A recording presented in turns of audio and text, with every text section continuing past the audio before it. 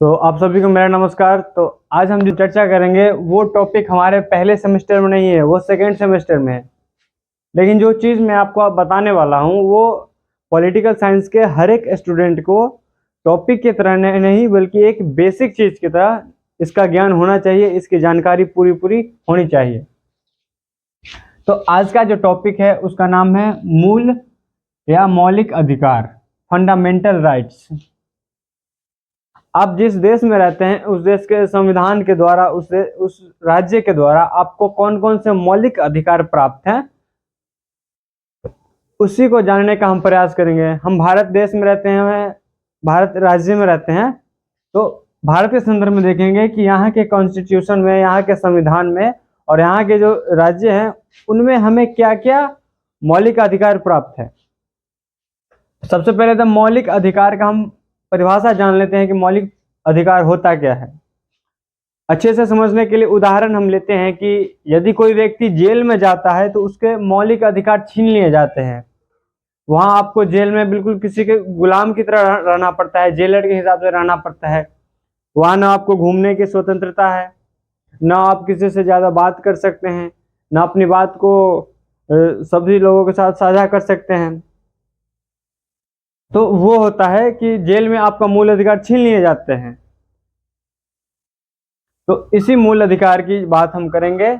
सबसे पहले समझते हैं कि यह हमारे संविधान के भाग 3 में चर्चा की गई है मूल अधिकार की। तो ऑब्जेक्टिव में यह प्रश्न आ सकता है, वैकल्पिक प्रश्न, कि मूल अधिकार की चर्चा संविधान के किस भाग में है। तो आप आसानी से कहते हैं संविधान के भाग 3 में है, और संविधान के भाग 3 में है तो यह कहीं ना कहीं किसी न किसी अनुच्छेद में होगा।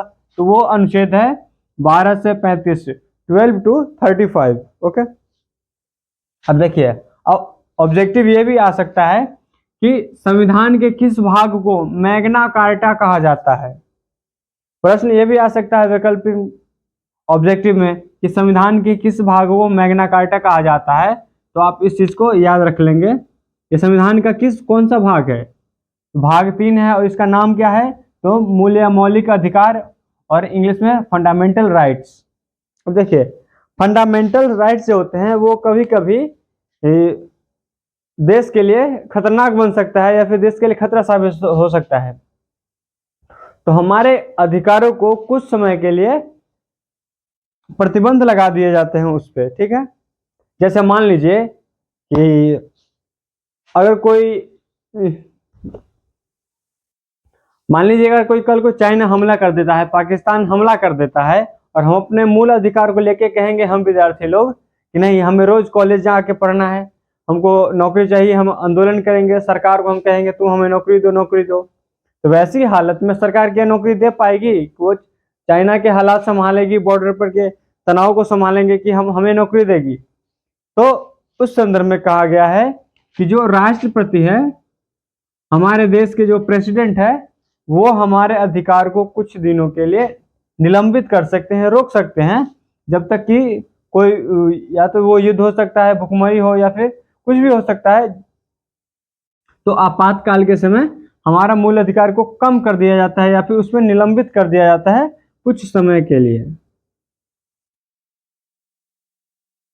तो आपसे यह भी पूछा जा सकता है कि हमारे मूल अधिकार पर प्रतिबंध लगाने का अधिकार किसको है? तो कौन प्रतिबंध लगा सकता है हमारे मूल अधिकार को? राष्ट्रपति कुछ दिनों के लिए ऐसा कर सकते हैं। ये तो हो गया प्रतिबंधित के लिए, कुछ दिनों के लिए रोक देना। लेकिन किसी अधिकार को हमेशा के लिए हटा देना, ये किसके हाथ में है? तो उसको कहते हैं निलंबित कर देना, मतलब हमेशा के लिए ही हटा देना। तो वो है हमारे संसद के हाथ में, पार्लियामेंट के हाथ में, हमारी गवर्नमेंट के हाथ में होती है वो चीजें। अब मान लीजिए आपके मूल अधिकार का हनन हुआ है, आपका मूल अधिकार को किसी ने छीना है, तो आप इसको कहाँ चैलेंज करेंगे कि हमारे मूल अधिकार का हनन हुआ है? तो हमारे मूल अधिकार का रक्षक कौन है? हमें मूल अधिकार दिया तो जा रहा है, लेकिन इसका गारंटर कौन है? कौन गारंटी ले रहा है इसकी? तो इसका जो रक्षक है वो रक्षक है हमारा सुप्रीम कोर्ट और हाई कोर्ट।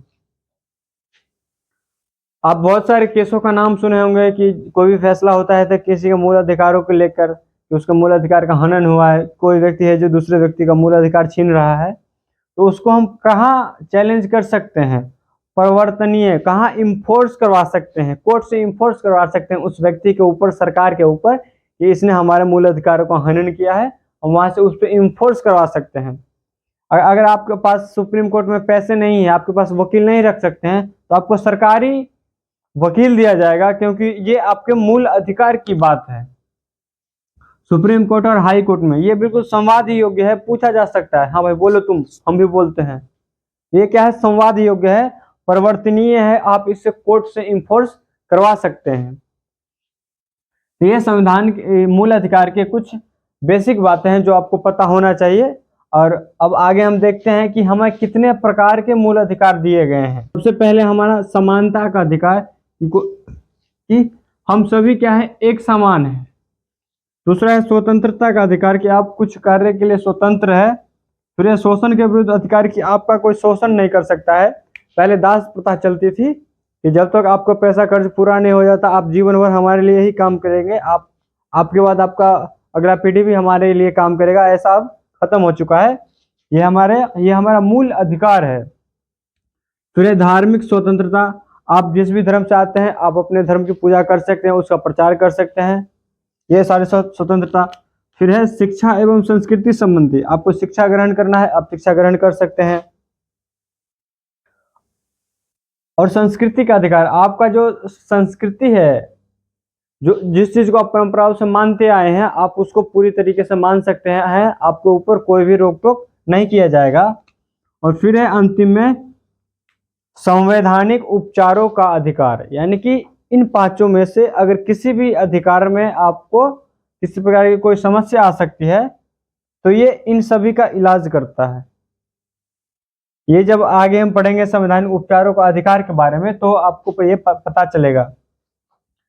तो आज जो हम टॉपिक कवर करेंगे वो करेंगे हम समानता का अधिकार, कि हमें कौन कौन से प्रकार की समानता दी गई है, और हम सभी समान कैसे हैं, और समान होते हुए भी आरक्षण के साथ कुछ लोगों को जो असमानता किया जाता है हमारे साथ, उस चीज को हम आज समझने का प्रयास करेंगे। तो जैसा कि मैंने बताया कि जो हमारा मूल अधिकार दिया हुआ है वो अनुच्छेद 12 से लेकर के अनुच्छेद 35 तक दिया हुआ है। तो अनुच्छेद 12 को जानने का हम प्रयास करते हैं। अनुच्छेद 12 में राज्य की परिभाषा दी गई है कि हम पे मूल अधिकार हमें किसके विरुद्ध मिला है, और अगर हमने मूल अधिकार में कुछ ज्यादा इस्तेमाल कर लिया है तो हमारी ये किसकी जिम्मेदारी है कि उस व्यक्ति के मूल अधिकार को कम किया जाए, या फिर उस व्यक्ति को और भी मूल अधिकार दिए जाए। इसमें सबसे पहले समझते हैं कि राज्य होता क्या है। राज्य की परिभाषा दी गई है, कौन सा राज्य, यूपी, बिहार, गुजरात, महाराष्ट्र, कौन सा राज्य है। तो इसमें बताया गया है कि जो हमारा मूल अधिकार मिलेगा, या फिर जो हम पे शासन करेगा, वो शासन कौन करेगा, या फिर मूल अधिकार हमें किसके विरुद्ध है, तो केंद्र सरकार के विरुद्ध, राज्य सरकार के विरुद्ध।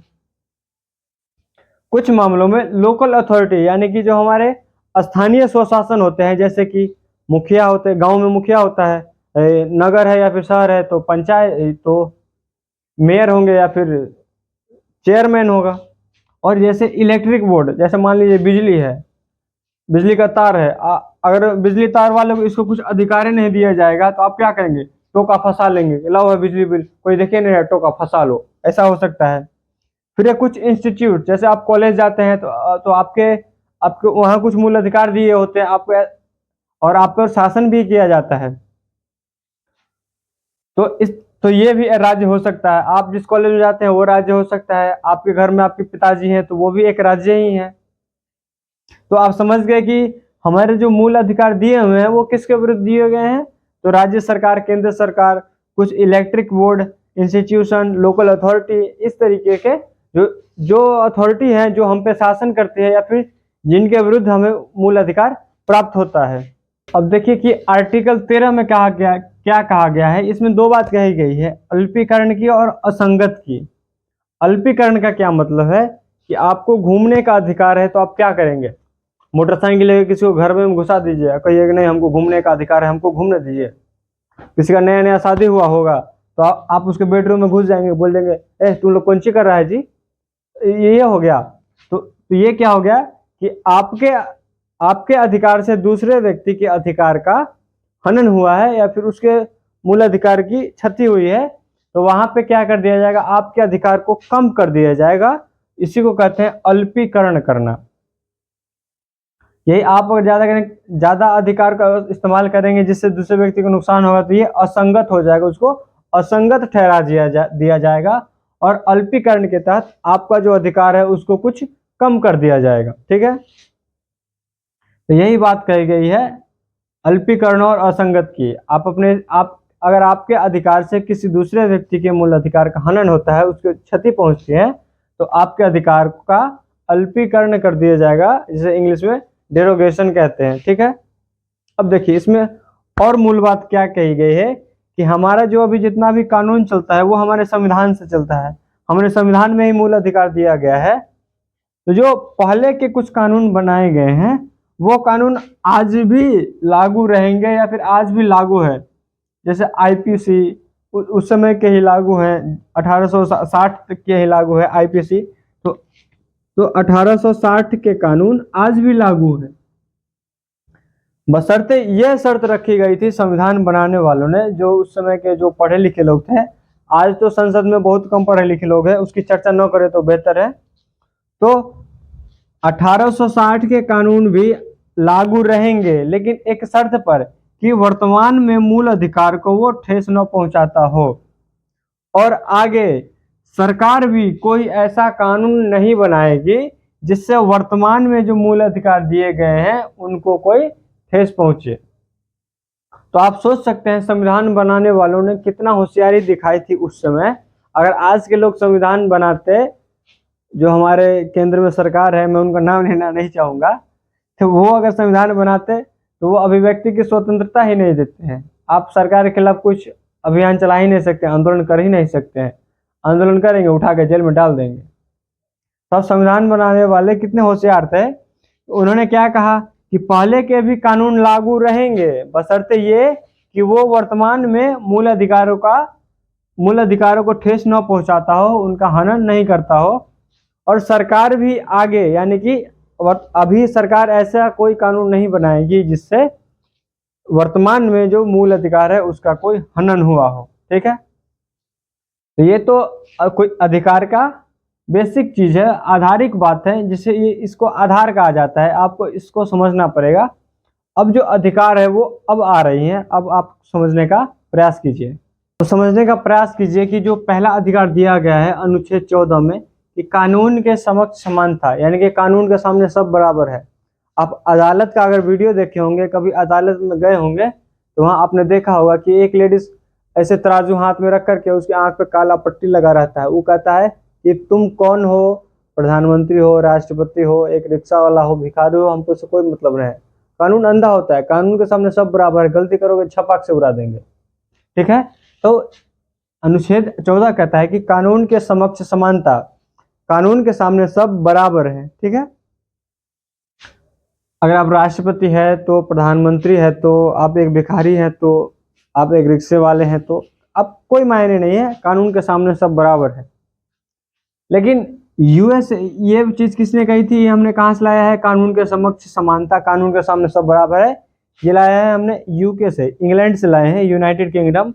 और ये सिद्धांत किसने दिया था, तो एवी डेसी ने दिया था। ठीक है, अब अमेरिका वालों ने कह दिया कि कानून का समान संरक्षण, कि कानून सबके लिए बराबर नहीं होना चाहिए।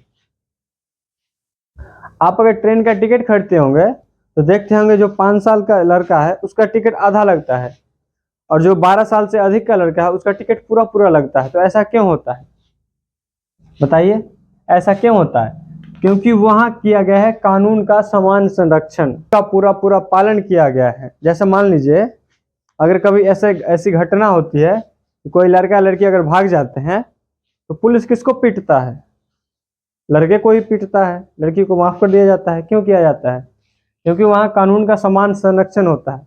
अब ऐसा तो नहीं है कि लड़का कहा होगा ये देखो कौआ कौआ उड़ रहा है, कौआ उड़ रहा है, कौआ कौआ लेके भाग गया होगा, ऐसा तो नहीं है। लेकिन कानून का समान संरक्षण करने की बात की जा रही है। अगर मान लीजिए अगर कानून के सामने सबको बराबर कर देंगे तो एक डिसबैलेंस हो जाएगा, बैलेंस हो ही नहीं पाएगा। मान लीजिए अगर बस में आप यात्रा करते हैं, ठीक है, और आप 5 लोगों से जा रहे हैं, ठीक है, और वहाँ क्या है कि 3 ही सीट उपलब्ध है, तो 2 लोग तो खड़े रहेंगे। तो इसका ऐसा तो मतलब नहीं है कि जो पहले लोग चलेगा वो पहले बैठ जाएंगे। ऐसा तो नहीं हो सकता है ना कि जो लोग बूढ़े हैं वो पहले बैठेंगे, या फिर यदि महिला कोई गर्भवती है तो उसको पहले बैठाया जाएगा। जो यंग होंगे आपके और हमारी तरह हम और आप क्या करेंगे, खड़े रहेंगे। ऐसा अगर हम कानून के समक्ष समानता का पालन करेंगे, कानून सबके लिए बराबर है, तो वहाँ क्या होगा, वृद्ध व्यक्ति को खड़ा रहना पड़ सकता है, जो गर्भवती महिला है उनको खड़े रहना पड़ सकता है, जो पहले जाएगा वो पहले बैठ जाएगा। तो कानून का समान संरक्षण भी बहुत हद तक सही है। और हमारे देश में जो कानून के समक्ष समानता है इसको 20% ही फॉलो किया जाता है, और कानून का समान संरक्षण 80% हमारे देश में इसी को फॉलो किया जाता है। तो आप शायद समझ गए होंगे कि कानून के समक्ष समानता क्या होता है और कानून का समान संरक्षण क्या होता है, नियमों को अच्छे से पालन करना क्या होता है। ठीक है, आप ये शायद समझ गए होंगे। तो हम आगे चलते हैं। तीन में बात की गई है कि सरकार हो, कोई व्यक्ति हो या फिर कोई संस्था हो, आपको 5 आधार पर वो आपके साथ भेदभाव बिल्कुल नहीं कर सकता है। अगर वो भेदभाव करता है, अगर उसके खिलाफ कोई सबूत पकड़े जाते हैं, कोई एविडेंस मिलता है, तो उसके ऊपर कानूनी कार्रवाई की जाएगी, उसको सजा दी जाएगी। तो वो 5 आधार कौन कौन से हैं जिसके द्वारा, चाहे वो सरकार हो, कोई व्यक्ति हो सकता है, कोई संस्था हो सकती है, आपके साथ भेदभाव नहीं कर सकता है। पहला तो अधिकार है धर्म के आधार पर। आप हिंदू हैं, मुसलमान हैं, क्रिश्चियन हैं, जैन हैं, बौद्ध हैं, ईसाई हैं, उससे कोई मतलब है नहीं है। आपको धर्म के आधार पर आपके साथ वो भेदभाव बिल्कुल नहीं कर सकता है। फिर दूसरा है जाति के आधार पर, कि आपको वो किसी प्रकार का, आप किसी भी जाति से आते हो, आपके साथ वो भेदभाव नहीं कर सकता है। ये हमारे मूल अधिकार है हमारा कि हमारे साथ जाति के आधार पर भेदभाव नहीं किया जा सकता है।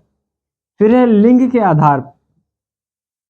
ऐसा नहीं है कि आप महिला है तो आप किसी कॉलेज में पढ़ नहीं सकती है, आप पुरुष हैं तो आप कोई महिला का सैलून नहीं चला सकते हैं। तो लैंगिक आधार पर, लिंग के आधार पर भेदभाव से बिल्कुल मना ही है कि आप लिंग के आधार पर भी भेदभाव नहीं कर सकते हैं। फिर है वंश के आधार पर। मान लीजिए जो अंग्रेजों का दादा होगा, परदादा होगा, वो हमारे को गुलाम बनाया था उस समय, हमारे वंशजों को। तो आज के जो अंग्रेज होंगे, क्या उनके साथ हम वंश के आधार पर, कि तुम्हारे बाप दादा ने हमारे ऊपर शासन किया है, हमारा कोहिनूर चुरा के लेके चला गया, तो क्या हम उनके साथ वंश के आधार पर भेदभाव कर सकते हैं, उनको मार सकते हैं? नहीं मार सकते हैं। जो सिंधिया घराने के जो लोग हैं, वो आज़ादी के समय अंग्रेजों को पैसा देते थे कि तुम हिंदुस्तानियों को मारो, सताओ, युद्ध करो इनके साथ, इनको दबा के रखो। और जो आज जो सिंधिया के लोग कुछ मंत्री हैं, तो क्या आप इस आधार पर भेदभाव करेंगे कि तुम्हारे बाप दादाओं ने अंग्रेजों का साथ दिया था? ऐसा आप नहीं कर सकते हैं। फिर एक और आधार है, वो है जन्म स्थान के आधार पर, बर्थ पैलेस। कि आप अगर, जैसे बर्थ पैलेस के साथ भेदभाव किया जाता है, किसी को गाली दिया, जैसे बिहार के लोग ही बाहर अगर जाते हैं तो उनको बिहारी कह के गाली दिया जाता है, ये चीज़ बिल्कुल अब कम हो गई है। तो आप जन्म स्थान के आधार पर भी भेदभाव नहीं कर सकते हैं। कि मान लीजिए कोई दिल्ली में रहता है और कोई तमिलनाडु का व्यक्ति आ जाए या फिर मणिपुर का व्यक्ति आ जाए, तो जन्म स्थान के आधार पर उसके साथ भेदभाव बिल्कुल नहीं किया जा सकता है। बाकी इसके अलावे अगर कोई व्यक्ति किसी और आधार पर भेदभाव करता है तो वो भेदभाव कर सकता है। लेकिन ये जो 5 आधार है, इस आधार पर कोई भी व्यक्ति भेदभाव नहीं कर सकता है। अगर वो ऐसा करता है तो वो अपराध के श्रेणी में आ जाएगा, वो फिर क्रिमिनल होगा, और उसके ऊपर जो कानूनी कार्यवाही की जाएगी और उसको सजा दिया जाएगा। ठीक है, तो अगर आपके साथ भी इन 5 में से किसी आधार पर भेदभाव किया जाता है तो आप अपने नियर के पुलिस स्टेशन में जा सकते हैं। यहाँ तक कि आपको अगर ये मूल अधिकार है आपका, तो आप सीधे सुप्रीम कोर्ट या फिर सीधे हाई कोर्ट जा सकते हैं, जहां आपको सुविधा हो। ठीक है, तो ये आपका मूल अधिकार है। अगर आप इसे जानते हैं, आपको जानना ये बहुत आवश्यक है, क्योंकि कॉलेज में, किसी इंस्टीट्यूशन में जाते हैं, कोई व्यक्ति है जो आपके इसके साथ अगर भेदभाव करता है, तो आप सीधे सुप्रीम कोर्ट जा सकते हैं उस व्यक्ति के खिलाफ।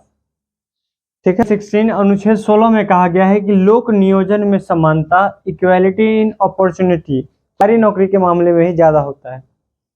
कि आपको नौकरी करने का पूरा पूरा अधिकार है। आप अगर एलिजिबल है तो उसके लिए फॉर्म भर सकते हैं, अप्लाई कर सकते हैं, नौकरी कर सकते हैं। आपको किसी प्रकार से कोई भेदभाव नहीं किया जा सकता है। लेकिन इसमें भी भेदभाव किया जाता है क्योंकि हम लोग समाजवादी विचारधारा के लोग हैं। समाजवादी का क्या मतलब होता है कि समाज में वैसे लोग जो बहुत नीचे रह गए हैं, बहुत पीछे रह गए हैं, जिनका विकास नहीं हुआ है, या फिर जो लोग मुख्य धारा में नहीं जुड़ पाए हैं, उनको मुख्य धारा में लाने के लिए उनको लोक नियोजन में थोड़ा सा उनको छूट दी जाती है। यहीं पर बात आती है आरक्षण की।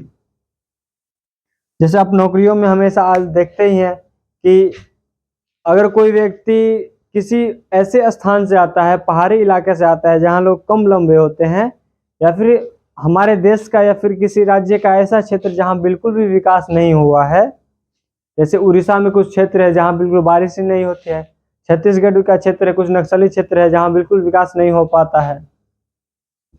तो जन्म के स्थान पर भी कभी कभी क्या दिया जाता है, थोड़ा बहुत छूट दी जाती है नौकरियों में। जैसे मान लीजिए कोई ऐसा इलाका है जहाँ पे लोग बहुत लंबे नहीं हो पाते हैं, छोटे ही रह जाते हैं, तो उनको नौकरियों में क्या होता है, वो अगर थोड़े मान लीजिए अगर नौकरी के लिए 170 सेंटीमीटर अगर हाइट चाहिए होता है, तो कोई क्षेत्र वैसा है जहाँ की मतलब जहाँ लोगों की हाइट नहीं बढ़ पाती है, तो हो सकता है इसको 170 की जगह पे 165 पर भी नौकरी हो जाए। तो ये ऐसा क्यों किया गया डिस्क्रिमिनेशन? क्योंकि उस स्थान का विकास हुआ ही नहीं है, तो जन्म स्थान के आधार पर उनको कुछ छूट दी जाती है। फिर है लैंगिक के आधार पर। आप अपने समाज में देखते ही होंगे कि महिलाओं की स्थिति बहुत अच्छी नहीं है, या फिर महिलाओं का जो कद होता है वो थोड़ा छोटा रहता है अधिकतर मामलों में। तो लैंगिक आधार पर भी कुछ छूट दी जाती है। बिहार में महिलाओं को 50% आरक्षण में दे दिया गया है कि रिजर्व कर दिया गया है, 50% सिर्फ महिलाओं के लिए हमेशा आरक्षित रहेगा। नौकरियों के भी मामले में बिहार में 50%, पुलिसों के मामले में महिलाएं ही रहती है। तो ऐसा क्यों किया गया है? क्योंकि महिलाएं मुख्य धारा में नहीं है और हम लोग समाजवादी विचारधारा के लोग हैं, तो वैसे लोगों को मुख्य धारा में लाने का प्रयास कर रहे हैं। फिर है जाति के आधार पर। जाति के आधार वाला मामला ये बहुत पहले से चला आया है। तो जाति के आधार पर जो लोग मुख्य धारा में नहीं आ पाए हैं, जो भी लोग, उनको कुछ छूट दे दी जाती है और उनको मुख्य धारा में लाने का प्रयास किया जाता है। तो लोक नियोजन में समानता है, लेकिन समाजवादी विचारधारा हम लोगों की होने की वजह से, या फिर समाज में बराबर सभी को बराबर कर देने की बात जो है, उसके साथ ही कुछ लोगों को आरक्षण दिया जाता है, कुछ छूट दे दी जाती है। कि ऐसा क्यों किया जाता है? क्योंकि वो पॉजिटिव डिस्क्रिमिनेशन किया जाता है उनके साथ। जैसे मान लीजिए कोई भारी भरकम काम करना है, तो वहां आप क्या करेंगे? महिला और पुरुष दोनों को बराबर भर्ती करेंगे, बताइए। और कोई भारी भरकम काम करना है, कोई हेवी ड्यूटी है,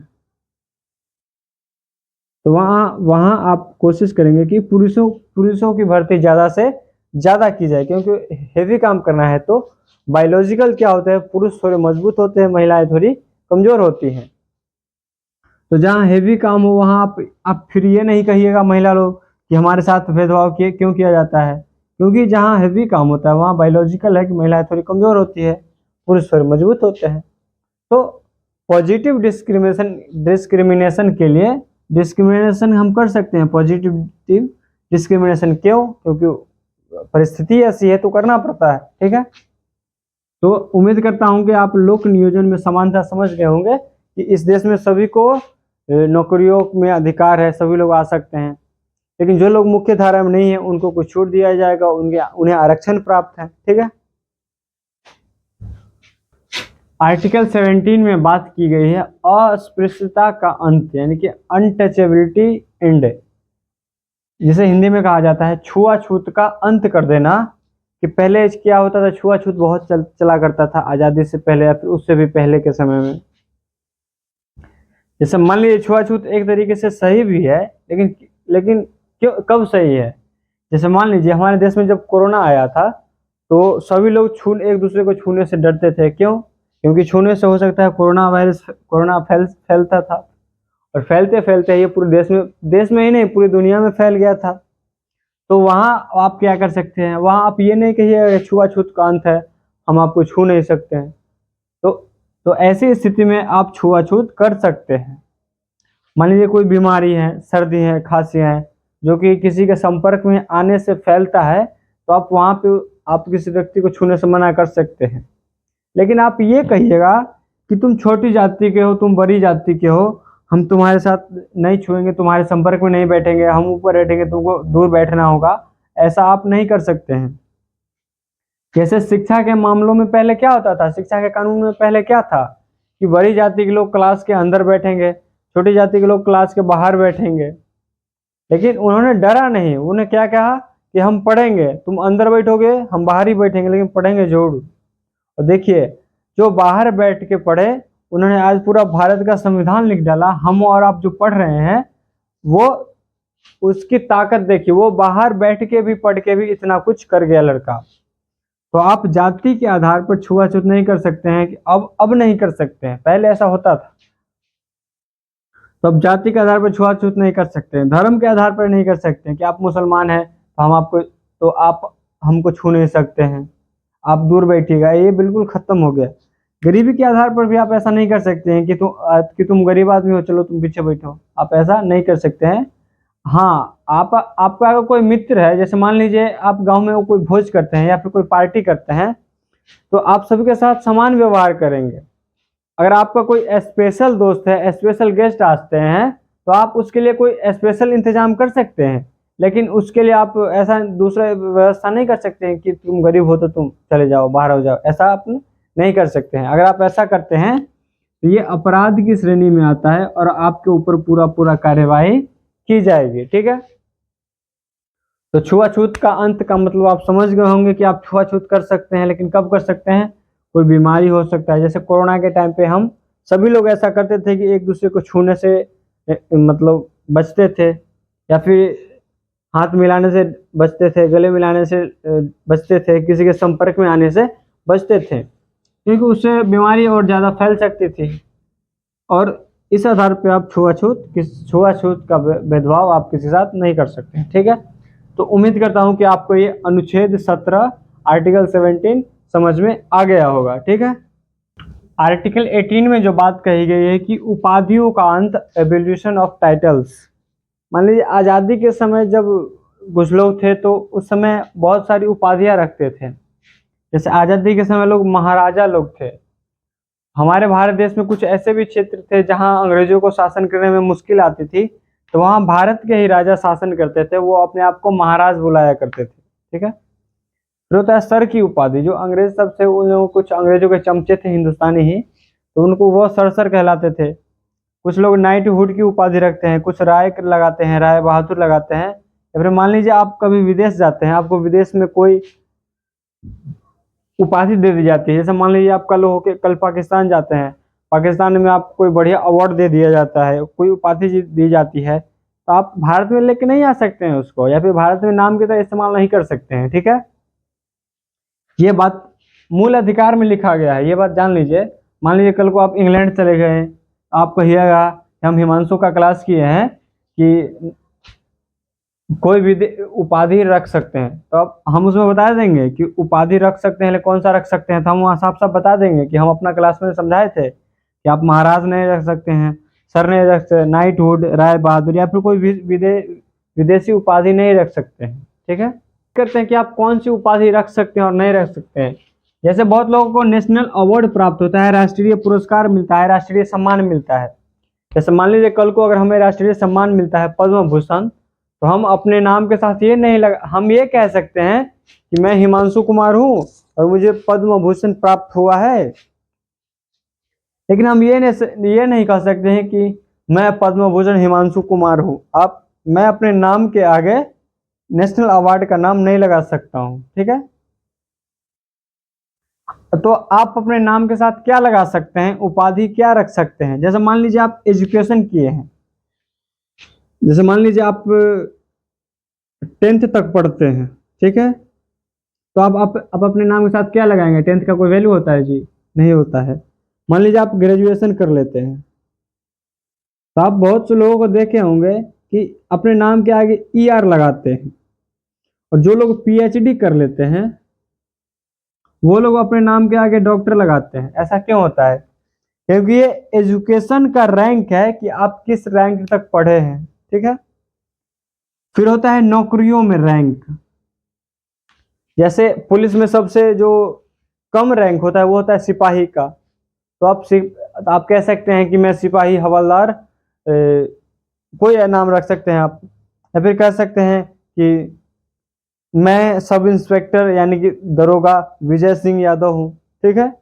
आप कह सकते हैं कि मैं पुलिस अधीक्षक विनय तिवारी हूँ, आप ऐसा रख सकते हैं, क्योंकि आपका वो एजुकेशन है, आपके नौकरी के मामले में वो आपका रैंक है, आपका वो स्तर दिखाता है आप कि आप किस स्तर के अधिकारी हैं।